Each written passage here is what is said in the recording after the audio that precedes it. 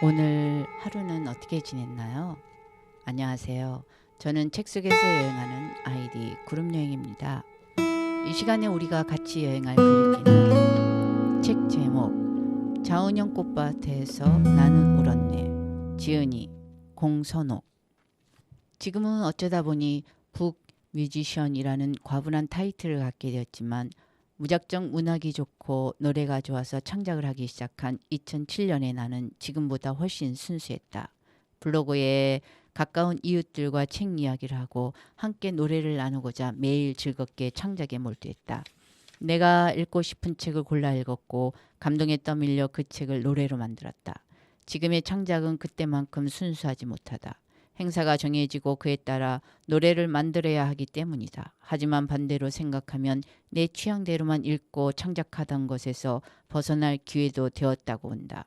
작가와 주제 도서가 정해져도 해당 작가의 작품 여러 개를 읽고 그중 가장 많이 내 마음을 흔든 작품을 노래로 만들고 있다. 2007년 10월 그러니까 지금부터 딱 7년 전이다. 블로그를 열었더니 이웃 B의 안부글이 올라와 있었다.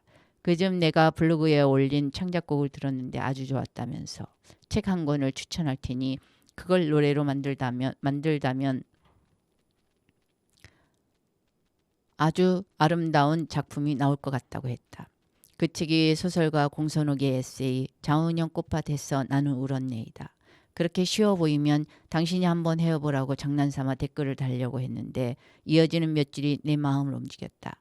비에게는 하루 벌어 하루 사는 싱글맘 친구가 한 명 있었다. 하루는 그 친구가 울먹이며 비에게 전화를 했단다.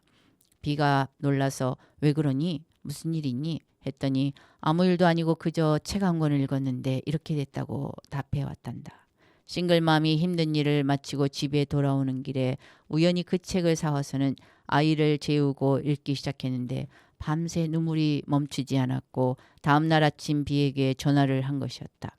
비도 그 책을 사서 읽었는데 꼭 나에게 추천해주고 싶어서 글을 남긴다고 했다. 왠지 마음이 움직여서 알았다고 했다.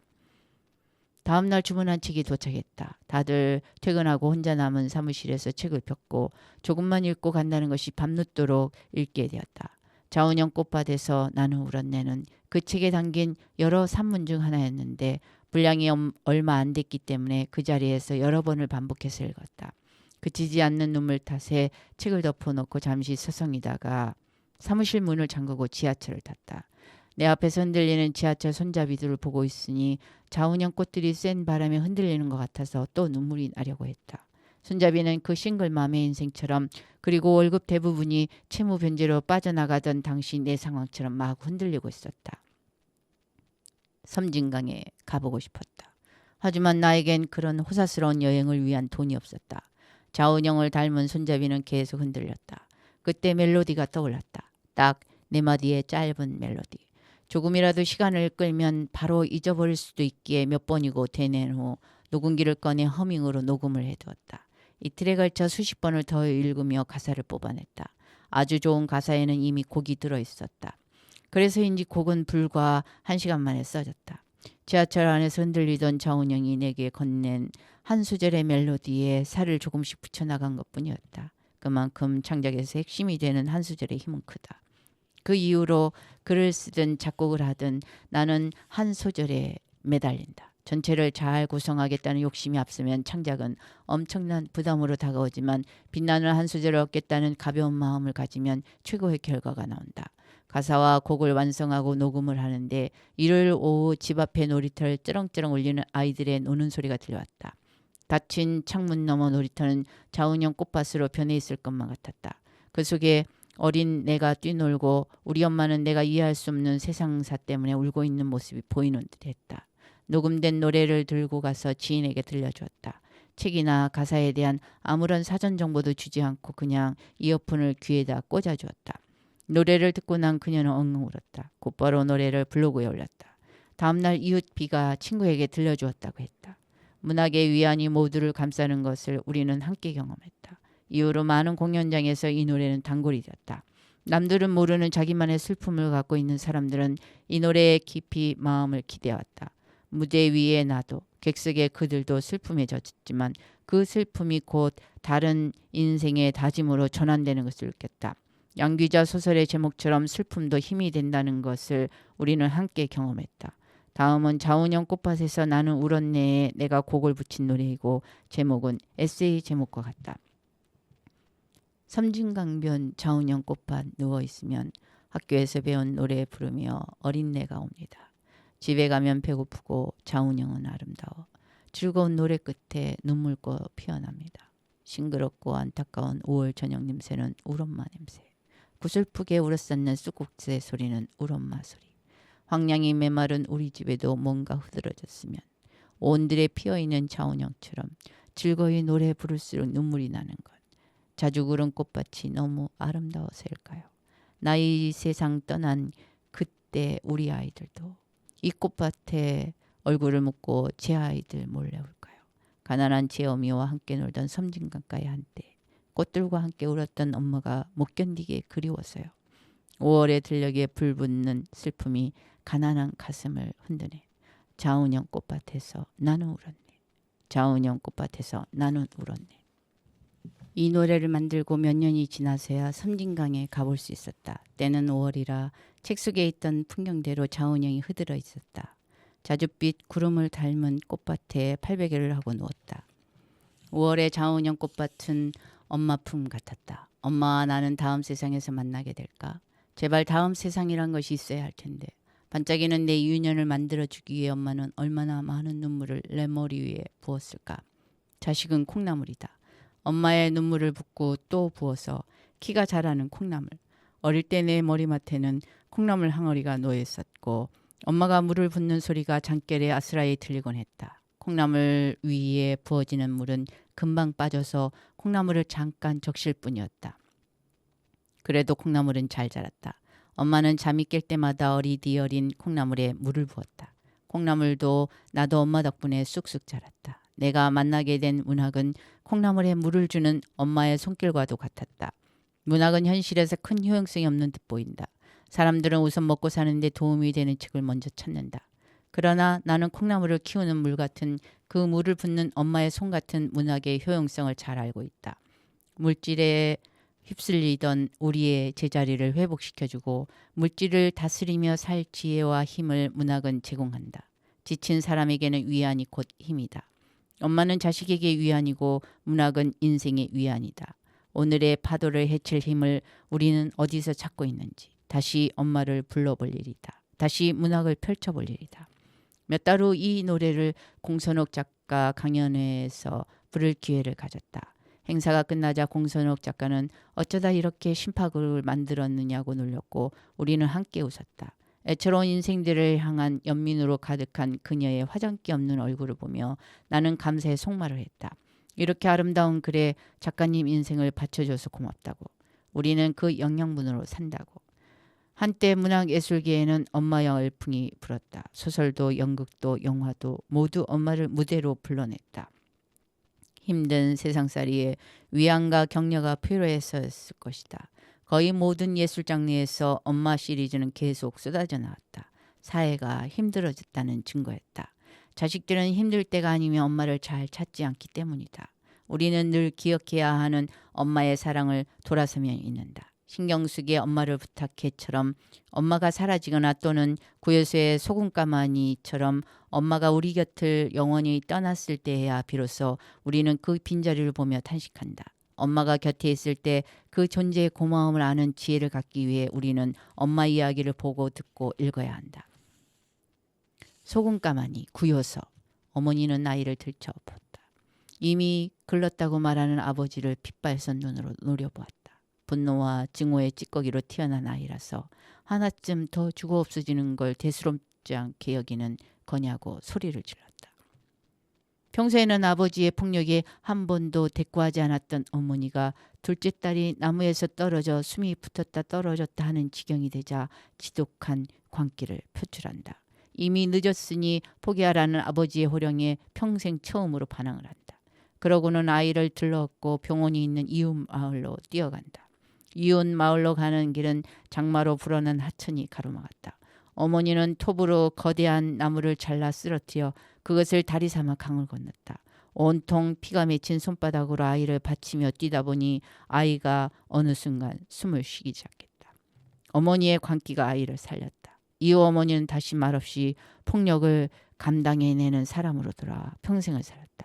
작품 속 어머니의 일생은 어둡고 습한 창고에서 두부를 만들기 위해 간수를 뚝뚝 흘리고 있는 소금가마니와 같았다. 세상의 어둠과 습기를 자신이 다 빨아들이고 사랑과 희생의 간수를 흘려 자식들에게 생명의 연속성을 두부처럼 만들어주었던 어머니. 그 어머니의 마지막은 이랬다. 의식이 오락가락하자 자식들은 눈물을 질근거리며 어머니에게 달라붙었다. 가시면 안 돼요. 천년만년도 더 살아야 돼요. 어머니는 그럴 자격이 있어요. 어머니는 들릴 듯 말 듯 입술을 달싹이며 말했다. 너희들이 살아있잖니. 너희들이 살아있잖니. 모든 어머니의 마음을 어찌 이리도 잘 표현했을까. 읽은 지 몇 년이 지났어도 이 문장은 마음에서 뽑히지 않고 깊게 뿌리내리고 있다. 인생이 소멸하지 않고 영원성을 획득할 수 있는 것은 바로 이런 어머니의 마음 때문이다. 자식은 나중에 어머니가 되어 또다시 자기 자식에게 영혼을 부여한다. 그렇기에 인간은 한 생을 마감했다고 그 자체로 종말을 맞이하는 존재가 아니라 사라짐에도 영원히 사는 역사를 만들어내는 존재가 된다. 엄마를 부탁해로 여러 차례의 북 콘서트를 했다. 콘서트장에는 늙은 엄마, 젊은 엄마, 그리고 먼 훗날 엄마가 될 아이들이 모두 몰려왔다. 아주 폭넓은 세대가 모였음에도 작가의 이야기나 책 테마곡은 모든 이들에게 잘 스며들었다. 엄마라는 말에는 세대 차이를 염두에 둔 설명이 따로 필요 없었다. 이 소설로 세 곡의 노래를 만들었는데 그중 하나를 소개한다. 제목은 엄마의 세계를 살아갈 거야다. 한 여자, 태어난 기쁨도 소녀의 꿈도 잊은 채 결혼을 하고 5 아이를 낳고 아이들이 커가는 동안 점점 사라진 여인. 그럼에도 엄마는 한 세계였다. 끊이지 않고 반복이 되던 엄마의 일생, 그 위대한 세계. 내가 마침내 이루고 싶은 세계. 그 세계를 걷고 걸어 살고 또 살아서 그 여인을 만나고 싶어. 엄마의 모든 일 그걸 해냈던 엄마를, 아무도 기억 않는 엄마의 일생을, 세월의 어딘가에 묻혔을 엄마의 꿈을 사랑한다고, 존경한다고. 나는 말해주고 싶어.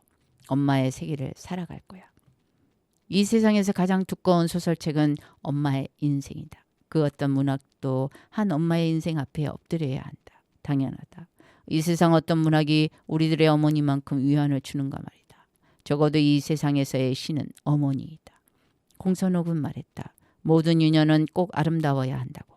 하지만 조금만 눈을 돌려보면 어둡고 추운 유년이 너무나 많다. 문학은 우리에게 모든 아이의 부모가 되라고 권한다. 아이들만큼은 그늘 없이 지내게 해주라고 요청한다. 나의 유년은 정녕 아름다웠다. 그 아름다운 빛깔은 어머니가 다 칠해 주었다. 유년이 아름다운 사람은 평생을 아름답게 산다. 아름다운 추억은 현실의 상처를 덮고 새살을 돋게 하는 가장 좋은 치료제다. 함영준 감독의 영화 제목처럼 어머니는 죽지 않는다. 육신의 한계를 넘어서 어머니는 우리와 함께 영원히 살고 있다. 우리는 또 누군가의 어머니가 된다. 그리하여 인생은 영원하다. 문학 덕분에 나의 이러한 깨달음은 조금 더 깊어졌다. 문학은 따뜻하고 부드럽고 그러면서 때론 슬픔에 잠긴 자를 감싸 안고 광기 품은 눈으로 울부짖기도 한다. 문학은 활자로 뿌려진 어머니의 마음이다. 지금껏 문학을 멀리했다면 그대여, 이 따뜻한 마음에 그대의 찬손을 녹여보지 않겠는가. 그대도 누군가의 엄마가 돼보고 싶지 않은가. 인간의 구원이 시작되는 순간을 경험해보고 싶지 않은가. 나는 항상 웃는다. 누군가를 만나 이야기를 나눌 때도 혼자 있을 때도 웃는다. 나는 눈물이 많은 사람이지만 그렇게 우는 것도 잘 웃기 위해서다.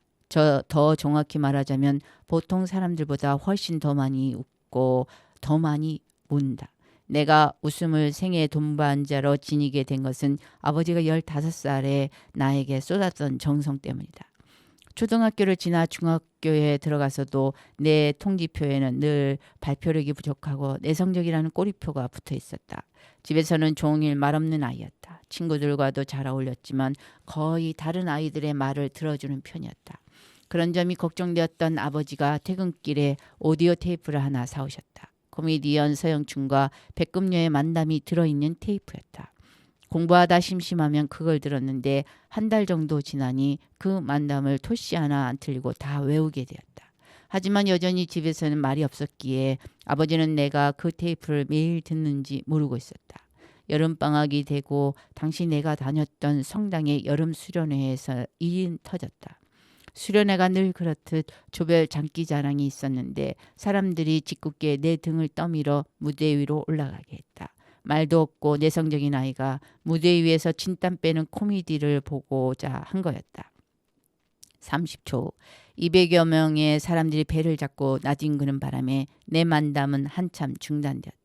이윽고 사람들은 내 이름을 외치며 계속하라고 재촉했고 나는 10분간 서영춘과 백금녀 역할을 번갈아가며 만담을 끝냈다. 수련을 끝내고 집으로 온 나는 다시 침묵 수행의 일상을 회복했다. 어느 날 밤 내가 먼저 잠이 든 시간에 아버지가 퇴근했다. 언뜻 잠이 깨어 아버지께 인사하려고 눈을 뜨려는 순간 술 취한 아버지가 흥분한 목소리로 어머니에게 말했다. 며칠 전 성당 수련회에서 신부님이 그랬대. 저 애는 누구 집 애인데 저리 까부냐고. 집에서 속개나 썩이겠다면서 혀를 찼다는구만. 집에서만 말없지 밖에서는 아주 잘 노는 것 같아. 나는 다시 눈을 감고 자는 척을 했다. 아버지가 나의 이중성을 알아버린 날이었다. 그런 이중성은 지금까지도 유지되고 있어서 퇴근 후 슈퍼맨으로 변신하는 일상을 한껏 즐기고 있다. 중학생 때 그 일 이후로 나는 조금씩 남에게 즐거움을 주는 사람이 되어갔다. 20살이 지나고 내 정신이 문학에 귀하게 된 이후에는 그 웃음에 더 많은 의미를 담기 시작했다. 순간의 즐거움과 인생의 환희를 동시에 담아 웃으려고 했다. 국화 한 송이를 피우기 위해 일찍이 봄부터 소쩍새가 온다고 했다. 한 번에 웃음이 터지기 위해 슬픔과 침묵의 아픔의 꽃망울이 한동안 웅크리고 있어야 한다는 것을 알게 되었다. 사람들은 모두 슬픔과 웃음이 피워낸 꽃이다. 진정 유쾌한 웃음은 깊은 슬픔의 수맥이 피어올린 결과물이다. 뿌리 없는 웃음은 순간의 파열음이며 뿌리 깊은 웃음은 오래 퍼지는 메아리다. 문학은 우리가 더 큰 메아리로 웃을 수 있도록 해준다. 한국 문학은 그동안 웃음을 갖기 힘들었다. 문학은 그 시대의 거울이기에 나라와 민족이 험한 세월을 보내는 동안 문학 혼자서 웃을 수는 없는 일이다. 문학은 사람들의 상처를 싸매기에도 바빠 웃을 겨를이 없었다. 현대사에서 가장 아팠던 시기에는 참여문학과 순수문학으로 시대를 담는 모습이 나눠지기도 했다. 그 모두가 사람들 곁에 가까이 있고자 했던 문학의 소중한 몸짓이었다. 사람들은 웃을 날을 기다렸다. 경제적으로 잘 살게 되고 민주화가 되면 웃을 날이 올 거라 믿었지만 경제는 바른 모습으로 성장하지 못했고 평범한 사람이 나라의 주인이 되는 길은 아직 보이지 않았다. 문학은 지금도 혼자 잘 웃지 못하고 있다. 하지만 누군가 먼저 웃어야 한다. 군중은 눈치를 보며 따라하는 데 익숙하다. 선구자가 필요하고 리더가 필요한 세상이다. 문학은 군중의 머리와 입에서 나오기 힘든 말을 해내야 한다. 책은 그래야 책이고 작가는 그래야 작가다. 모두가 고개 숙인 시대에 유머를 던지는 작품은 더없이 반갑고 소중하다. 천명관의 고령화 가족은 이유를 불문하고 독자를 웃게 만드는 작품이다. 원래 강한 웃음은 도저히 웃을 수 없는 상황에서 터지는 웃음이다. 누군가 감시하고 있는 상황에서 터져나오는 웃음을 참지 못할 때 또는 바닥을 디디고 서서 더 이상 두려울 것 없는 상태에서 호탕하게 웃을 때 그 웃음은 폭발력이 강하다. 이 소설의 주인공 가족은 후자의 경우다. 주인공 오 감독은 영화밖에 할 줄 아는 게 없는 실패한 감독이다. 올인했던 영화는 쫄딱 망했고 아내는 보따리를 싸서 떠났다. 더 이상 기거할 곳이 없이 내몰린 오 감독은 엄마의 집으로 들어갔다. 그곳에는 52살의 형 오한마가 먼저 둥지를 틀고 있었다. 며칠 되지 않아 여동생 미연이 딸 하나를 데리고 엄마 집에 합류했다. 정과, 파산, 이혼의 명패를 하나씩 달고 모인 가족의 평균 나이는 49세. 미연의 딸이 평균을 낮추었음에도 고령화 가족이다. 꿈을 안고 일찍 집을 떠났던 구성원들은 세상과 부대끼며 생긴 상처만 안고 집으로 돌아왔다. 이 흉물스러운 어제의 용사들이 다시 뭉쳤는데도 엄마는 이전보다 활력이 생겼다. 이제라도 힘을 내서 세상과 맞서라는 건지 어려운 살림에 고기를 자주 사와서 자식들에게 먹인다. 엄마의 응원 덕분인지 자식들이 다시 가닥을 잡는 것도 같다. 미연은 착실해 보이는 세 남자를 데려오고 오 감독은 삼류 영화 촬영에 들어가고 오 엄마는 그럴듯한 업소의 바지 사장이 된다. 그리고 엄마는 옛사랑을 다시 만난다. 영화라면 자다가도 일어나 뛰쳐나가는 작가가 쓴 소설은 영화를 잉태했다. 이 소설은 2013년에 영화로 만들어졌다.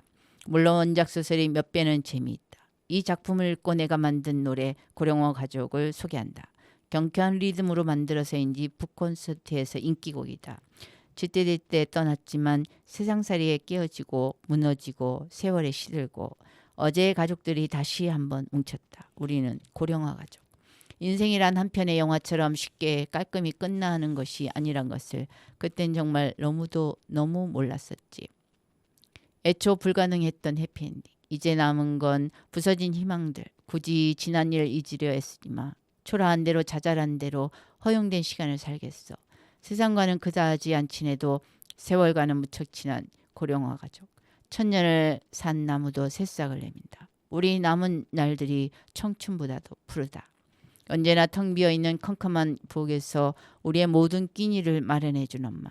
얘들아, 여기 고기 한 점 더 먹어라. 너희를 굴복시킨 세상에게 카운터 펀치를 날려주렴. 창조는 없고 실패만 있었다 해도 어쨌거나 우린 아직 살아있잖아. 인생은 뭐 있나? 그게 제일 중요한 거지. 걱정 말고 다시 달려라. 세상과는 그다지 안 친해도 세월과는 무척 친한 고령화 가족. 천년을 산 나무도 새싹을 내민다.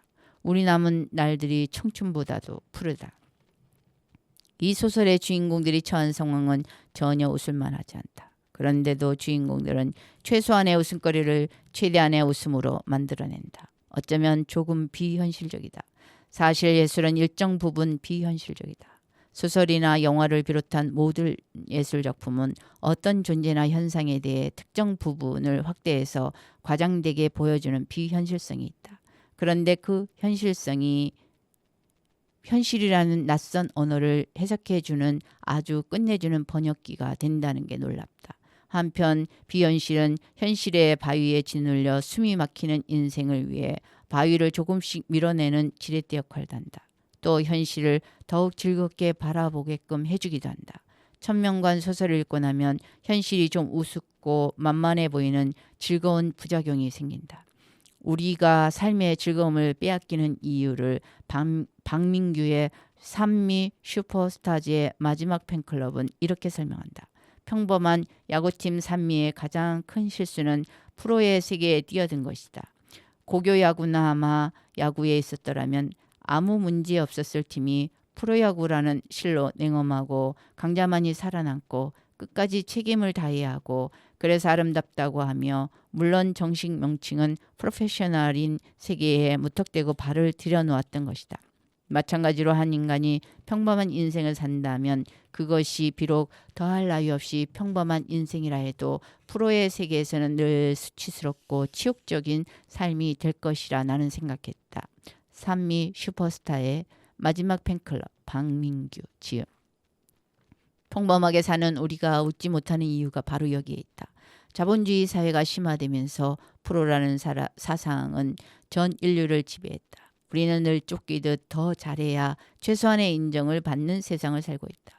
허리를 펴고 하늘을 보며 웃어야 할 시간이 있다면 그 시간마저도 아껴서 허리를 굽혀 땅을 보고 달려야 한다고 강요받는다.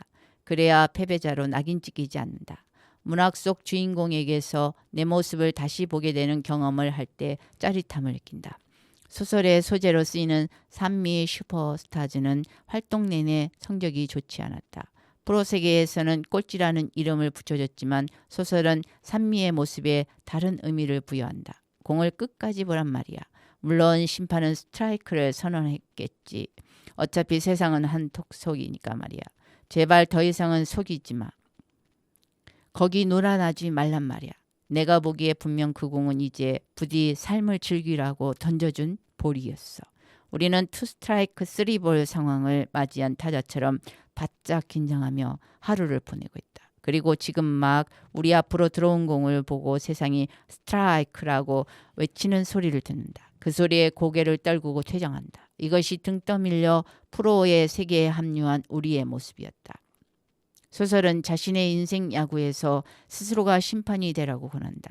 누군가 웃으라고 허용하면 그제야 조금 웃다 마는 것이 아니라 그것이 웃어야 할 상황인지 고개 숙여야 할 상황인지 따지지 말고 자신의 선택으로 일단 웃어버리라고 한다.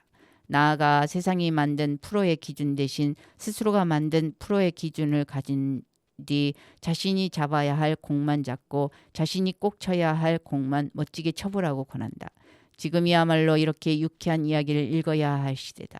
우리 귀에 들리는 소리, 우리 눈에 보이는 것들은 우리를 프로의 세계로 끌고 간다. 더 잘해야 한다는 강박감과 이 정도밖에 못하냐는 열등감을 동시에 갖게 만든다. 그런 자본의 논리를 비웃어줄 여유가 필요하다. 한국 문학하면 진지하다 못해 우울하다고 독자들은 말한다. 문학이 시대적 책임을 다하다 보니 그렇게 된 결과지만 이제는 좀 더 밝아져야 한다. 나는 공연장에서 객석에 끊임없이 유머를 던진다. 책은 즐거움을 주는 삶의 동반자임을 증명해 보이고자 노력 중이다. 사람들은 책을 이야기할 때 진지해야 한다고 생각하는 모양이다. 그래서인지 북 콘서트가 신나게 진행되면 조금 낯설어 한다. 그동안 대중매체에서 보여준 책 관련 프로그램이 매우 차분한 분위기였던 영향이 크다. 이제는 좀 더 유쾌하게 책을 읽자. 일상도 유쾌하게 살자. 세상은 자신의 프레임으로 밀어붙여야 한다. 스스로를 믿고 당당하게 가면 눈치 보는 다른 인생들이 나의 것을 프로의 새 기준으로 받아들인다. 그러므로 당신이 아파하지 말고 웃어라. 세상의 모든 어떤 기준도 당신의 생각을 강요하는 정답이 될 수 없다. 가장 좋은 답은 당신 속에 있기 때문이다.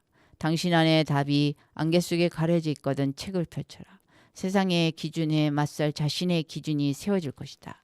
세상의 기준에 아파하지 말고 자신의 기준으로 웃어라.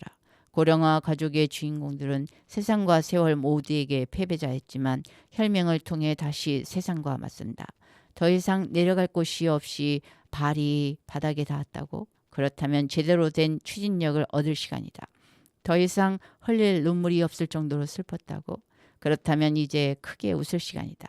활짝 웃는 얼굴로 내게 날아오는 공을 끝까지 바라보면서 힘껏 배트를 휘두르자. 스트라이크가 아니라면 미소를 띄우며 볼의 여유도 누리자. 승률은 내가 정한다. 하하하. 지난 9년간 500회 정도의 크고 작은 공연을 해왔다.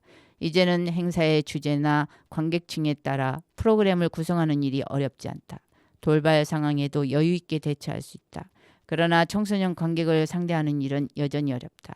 공연 활동을 시작한 지 얼마 안 돼 어느 중학교에서 혼자 북콘서트를 진행했던 날 내가 받은 충격은 지금도 생생하다. 청소년들이 읽으면 좋은 책, 공감대를 형성할 문학노래, 나의 학창시절 이야기 등으로 콘텐츠를 구성했는데 그날 학생들은 딱 3번 그들이 좋아하는 대중가요 3곡을 부르는 시간에만 고개를 바짝 드는 게 아닌가. 대개는 친구와 이야기를 하거나 딴 곳을 두리번거렸다.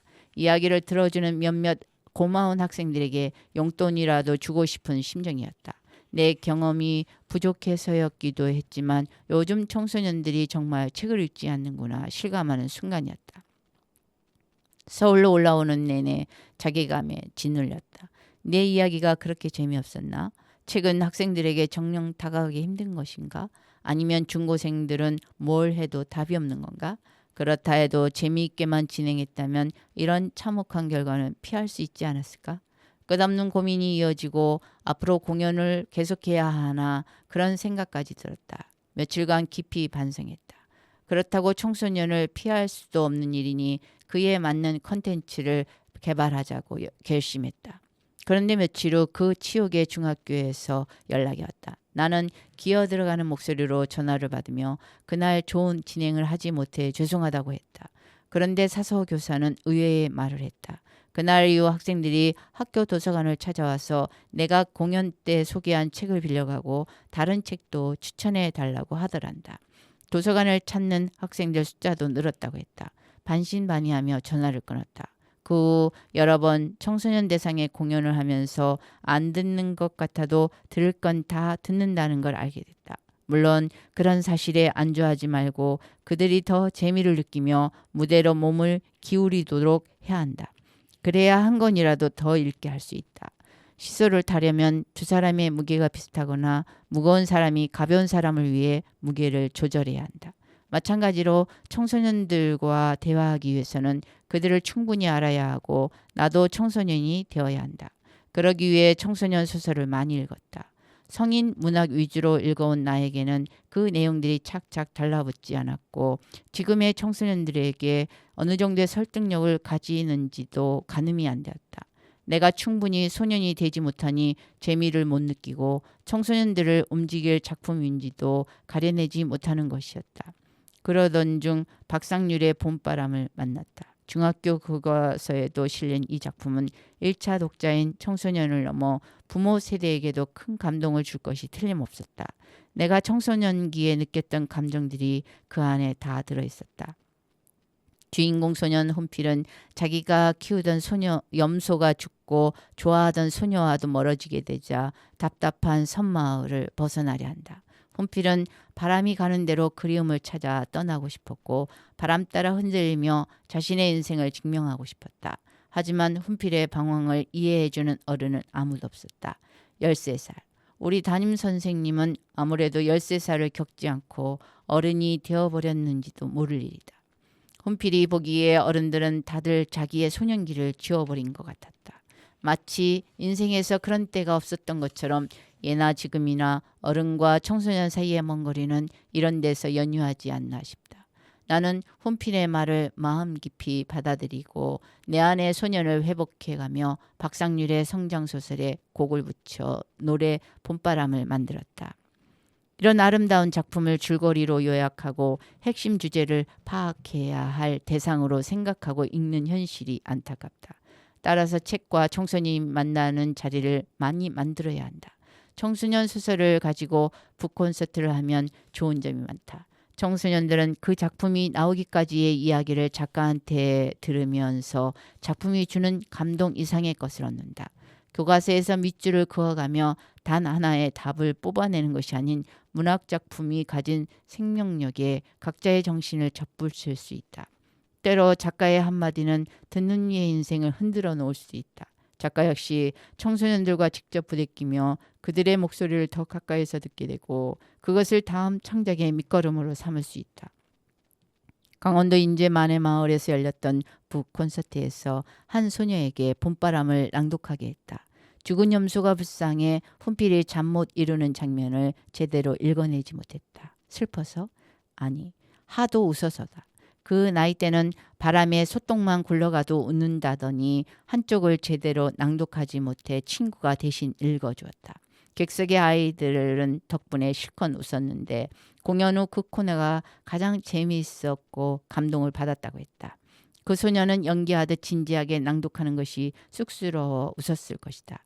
그러나 그랬기에 순수하고 아름답고 감동적인 낭독이 되었다. 청소년과의 콘서트에는 항상 이런 재미와 감동이 있다. 박상률 작가를 실제로 만나면 더 재미있다. 책 추천 좀 해달라고 하면 톨스토이를 소개하면서 브로그로 썬데이 서울을 갖다 붙인다. 뭐지? 학생들이 갸우뚱하고 있을 때 진행하는 우리는 웃음을 참느라 혼난다.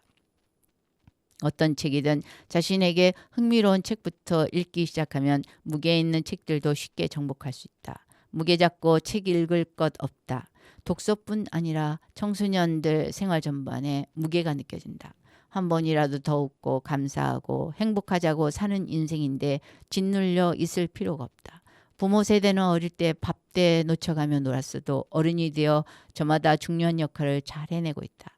유엔 사무총장까지 거뜬히 해낸다. 지금 아이들은 왜 그럴 수 없다고 생각하는가? 좋은 책들이 사교육을 밀어내는 세상을 위해 책 불도저에 시동을 걸어볼 때가 아닐까.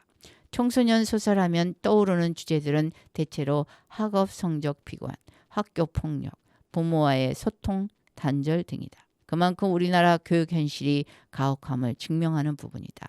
이경화의 소설 죽음과 소녀에는 엄마의 기대에 못 미쳐 늘 자신을 질타하는 소녀가 주인공으로 나온다. 질타가 계속 쌓이면서 자신을 이 세상에 없으면서 더 나은 존재를 생각하게 되고 결국 극단적인 생각에 빠지기도 한다. 다행히 주인공은 친구와 아빠의 보살핌으로 악마의 유혹을 이겨낸다. 다 읽고 나니 내가 잘 몰랐던 그들만의 고통과 절망이 느껴졌다. 많은 청소년들이 이 무거운 추를 마음에 달고 흔들리는 하루하루를 살겠지. 그 생각을 하며 이 작품에 나오는 친구와 아빠의 응원을 노래로 만들어 현장에서 불러주고 있다. 미소를 지으며 읽는 작품도 있다. 바로 김선영의 시간을 파는 상점인데 소재와 이야기의 흐름이 흥미롭다. 여고생 원조는 인터넷에 시간을 파는 상점을 연다. 사람들은 시간을 좀 더 잡아두고 싶은 간절함 때문에 이 상점을 찾아온다. 어려움에 처한 친구를 돕는 일, 가족과의 화해를 위한 이벤트, 자신이 세상을 뜨고 난 뒤에도 편지가 배달되도록 하는 일 등과 같은 다양한 의뢰가 접수된다. 시간을 파는 과정에서 상점 주인과 의뢰인들은 서로의 결핍을 채우는 작은 기적을 경험한다. 나의 결핍이 내 삶의 응어리를 푸는 열쇠가 되는 기적. 잔인하게 흘러가는 크로노스의 시간을 삶의 의미와 행복을 연장하는 카이로스의 시간으로 바꾸는 기적들을 그들은 만들어간다. 김선영 작가는 얼마 전 함께했던 북 콘서트에서 실제로 자신의 결핍을 창조의 디딤돌로 삼았다고 말했다. 어릴 적 학교에서 특별활동 과목을 선택해야 했는데 집이 워낙 가난해 교재비가 부담스러웠다고 한다. 결국 연필과 원고지만 있으면 되는 문예반에 들어가게 됐고 그 선택이 오늘의 김선영 작가를 있게 했다. 가난과 아버지의 부재는 오히려 주위 사람들을 향한 따뜻한 시선을 키워주었고 그것이 타인의 생을 위로하고 응원하는 작가로서의 덕목을 길러주었다는 이야기를 들으며 청소년들은 환호와 박수를 보냈다. 이 작품 역시 쉽고 경쾌한 리듬으로 한 번 들으면 같이 부를 수 있도록 노래를 만들었는데 반응이 괜찮았다. 노래 한 줄에서 아이들이 작은 희망이라도 건져낼 수 있도록 열심히 불러주고 싶다. 외치는 자가 없으면 들을 기회가 그만큼 줄어드는 것이 아니겠는가. 성인 문학이 근래 들어 정체된 분위기라면 청소년 문학은 이제 시작 단계이고 앞으로 많은 열매가 기대되는 분야이다. 그렇지만 아직은 씨를 뿌리는 단계이다.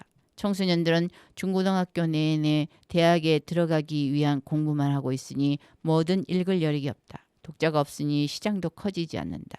지금으로부터 몇백 년이 지나 문제집으로 가득했던 이 시기를 돌아볼 때 얼마나 어리석게 느껴질까. 나라의 미래가 이들에게 달려있다. 위대한 정신을 갈구하고 이타적 삶을 숭배하고 인류의 선한 영향력을 행사하는 사람으로 성장하게 하려면 책이 정답이다. 우선 내가 더 많은 청소년 문학에 빠져보려고 한다. 그리고 좋은 문학을 열심히 퍼나르는 수레가 되어볼 작정이다.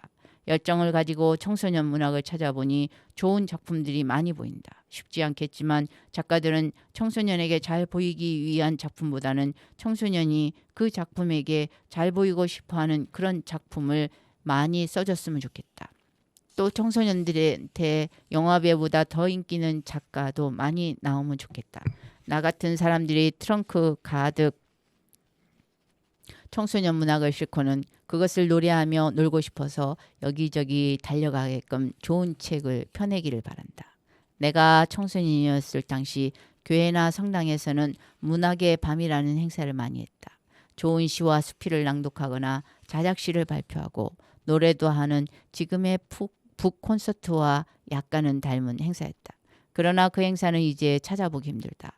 온갖 현란한 매체가 청소년들을 끌어당기고 있기 때문이다. 책 자체가 그들에게 다가가기 힘들지만 그중 문학이나 인문학은 더더욱 힘들다. 이대로 둘 수는 없다는 위기감을 느낀다. 그래서 청소년들을 위한 북 콘서트를 더 많이 기획하고자 한다. 무엇보다 재미가 있어야겠다. 스마트폰이나 컴퓨터 게임을 던져두고 콘서트장에 나올 만큼 흥미로워야 한다. 북 콘서트에 예능적인 요소를 더 많이 투입했으면 한다. 교육이 놀이와 합쳐지면 효과가 폭발적이다. 청소년들과의 북 콘서트가 거듭될수록 아이디어가 늘고 진행이 매끄러워지는 것 같다. 요즘은 아이들이 고개를 덜 숙인다. 건조한 교육에 지친 청소년들이 소리치며 즐기고 책을 앞에 둔 채 배꼽을 잡고 웃는 콘서트를 만들기 위해 지금도 내 머리와 가슴은 용암처럼 들끓고 있다. 즐거워서 미칠 지경이다. 아이들이 주 관객이거나 조금이라도 섞여 있는 현장에서는 내가 프로그램에 우선적으로 넣는 노래가 있다. 고정욱의 동화, 엄마의 등하교를 읽고 만든 노래, 엄마의 등하교다. 그 노래를 들려주기 전에 무대 위 화면에는 작가의 어린 시절 사진이 한 장 떠 있다. 아버지가 어린 고정욱을 안고 있는 사진이다. 나는 관객들에게 묻는다. 이 사진 속 아이 얼굴이 밝아 보여요? 어두워 보여요? 어두워 보여요. 왜 어두운 얼굴을 하고 있을까요? 답을 찾고 있는 객석의 아이들에게 사진의 의미를 설명해 준다. 그 다음 보여주는 사진 두 장에는 작가를 향해 수십 명의 아이들이 90도로 깍듯하게 인사를 하는 모습과 넓은 방바닥에 빼곡히 깔아놓은 동화책들이 들어있다. 앞서 보여준 사진 속 그 아이가 이렇게 모든 아이들에게 존경받는 어른이 되었고 그가 쓴 작품은 머지않아 기네스북에 오를 정도로 많아져서 사진에 다 담을 수 없을 정도라고 설명해주면 객석에선 박수 소리가 터져 나온다. 자꾸 아파서 병원에 갔더니 평생 걸을 수 없다는 진단을 받은 아이. 엄마는 그 아이를 등에 업고 학교를 다녔다. 사람들이 수군댔다. 쟤는 왜 다 큰 애가 업혀 다녀? 아이는 이미 차가운 세상을 알아버렸다. 세상에는 따뜻한 곳이 딱 한 군데밖에 없었다. 그건 엄마의 등이었다. 아이는 엄마의 등 너머로 세상을 바라보며 다짐했다. 나중에 꼭 훌륭한 사람이 되어서 엄마의 눈물을 씻어줘야지. 비도 많이 오고 눈도 많이 왔다. 하지만 아이도 엄마도 개근상을 받았다. 아이의 결심은 바위보다 단단했고 그 어떤 친구보다도 자기 마음을 감싸주고 힘이 되어주는 책이라는 친구를 가까이 하면서 결국 작가가 되었다. 그냥 작가가 아니라 대한민국에서 가장 인기 있고 영향력 있는 동화 작가가 되었다. 나는 엄마의 등 학교 노래 작업을 계기로 책을 노래로 만드는 일에 동화도 포함시키게 되었다. 지금 웃음이 많은 사람은 지나간 날에 울음이 많았던 사람임에 틀림없다. 고정욱 작가는 항상 유쾌하다. 웬만한 슬픔에는 미동도 하지 않고 웃어넘길 힘이 있다. 내가 아이들과 콘서트를 하면서 꼭 가르치고 싶은 것이 바로 이것이다. 굳이 가르치지 않아도 슬픈 일에 울고 기쁜 일에 웃다 보면 삶이 주는 모든 것을 알아갈 것이지만 그래도 웬만한 슬픔은 웃어넘길 줄 아는 사람에게 생의 아름다운 가치는 더욱 빛난다는 걸 얘기해주고 싶다. 한 사람의 아름다운 인생은 아이들에게 가장 좋은 교과서다. 나는 콘서트장에서 그 빛나는 교과서들을 활짝 펼쳐 아이들에게 보여준다. 아이들이 존경하고 따라야 할 표본은 성공한 인생이 아니라 아름다운 인생이다. 고정욱 작가에게 아이들이 그런 도전을 할 수 있게끔 노래를 하나 만들자고 했더니 제안하기가 무섭게 바로 가사를 써서 문자로 보내주었다. 운율이 딱딱 들어맞아서 글자 하나 수정할 필요 없이 노래가 완성되었다. 고정욱 작가가 가사를 쓰고 내가 곡을 붙인 꿈 따라 걷는 길은 그렇게 만들어진 노래다. 모범생보다는 모험생이 될래요. 부모는 랩으로 처리했는데 아이들에게 이 노래를 가르쳐주면 목이 쉬도록 고함을 지르며 랩을 한다. 아이들도 쌓인 게 많은 모양이다. 모범생은 아무나 될 수 있어도 모험생은 용기 있는 아이만이 될 수 있다. 지금 그 용기가 간절히 필요한 친구 있어요? 라고 물으면 한두 명의 아이가 손을 든다. 앞으로 나오라가 한 뒤 나는 고정욱 작가의 책을 한 권씩 그 아이들에게 선물한다. 그리고 작가님처럼 꼭 용기 있고 훌륭한 사람이 되어야 해 라는 당부의 말도 잊지 않는다. 그 책을 읽고 난 뒤 아이들에게 일어날 긍정적인 결과들을 나는 확신한다. 용기 있는 사람이 될 것이고 그 용기로 다른 사람을 일으켜 세우는 사람이 될 것이다. 적은 돈을 써서 아이들에게 책을 선물하는 행동은 아무것도 아닌 것처럼 보일지 모르지만 나는 책 한 권의 나비 효과를 강하게 믿는 사람이다. 우선 내가 안내견 탄실이, 아주 특별한 우리 형, 책 할아버지의 행복도서관 등 고정욱 작가의 여러 작품을 노래로 만들면서 그 어떤 견고한 행복을 선물받았고 그대로 실천하고 있기 때문에 확신은 흔들리지 않는다.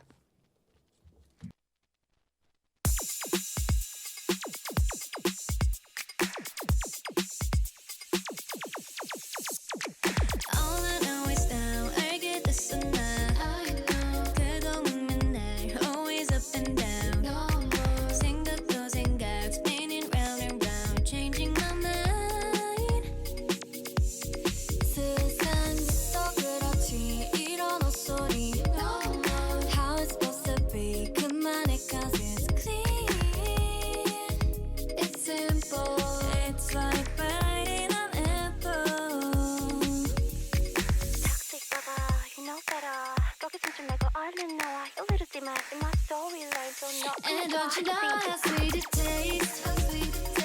Yeah, don't you know how sweet it tastes? Yeah, don't you know how sweet it tastes? Now that I'm without you, 나 더는 묻지 않을래. 알려주지 않아도 돼. Why don't you know how sweet it tastes? Now that I'm without you. 모든 게 typical, so I've been praying so hard for a miracle. 부르고 있어 나의 이름을. 더는 안 봐. Drama is good karma. Done scrolling 1,000 times. 다 알고 있어 뻔한 수작일 뿐이야. 완전 쉬운 공식이야. It's like biting an apple. And don't you know how sweet it tastes? Yeah, don't you know how sweet it tastes? Yeah, don't you know how sweet it tastes? Now that I'm without you, 나 더는 묻지 않을래. 알려주지 않아도 돼. Why don't you know how sweet it tastes? Now that I'm without you. I'm away, I'm feeling my way, I'm in it. 'Cause me and you are different, so I won't stay, I'm leaving. I'm away, I'm feeling my way, I'm in it. 'Cause me and you are different, so I won't stay. And don't you know how sweet it tastes? Yeah, don't you know how sweet it tastes? Yeah, don't you know how sweet it tastes? Now that I'm without you, 나 더는 묻지 않을래. 알려주지 않아도 돼. Why don't you know how sweet it tastes? Now that I'm without you. toxic lover, you know better. 거기 숨지 말고 빨리 나와. You let it in in my storyline. 더 나가면 더 얼른 나가버려. Toxic lover, you know better. 거기 숨지 말고 얼른 나와. You little demon in my storyline. 더 나가면 더 I'll see you. 책 제목 자운형 꽃밭에서 나는 울었네. 지은이 공선옥. 오늘의 글읽기 여행은 어땠나요? 다른 날의 또 다른 구름 여행을 기대하며 이제 몽글몽글 뭉게구름에서 내려오겠습니다. 저는 북캐릭터 구름 여행이었습니다.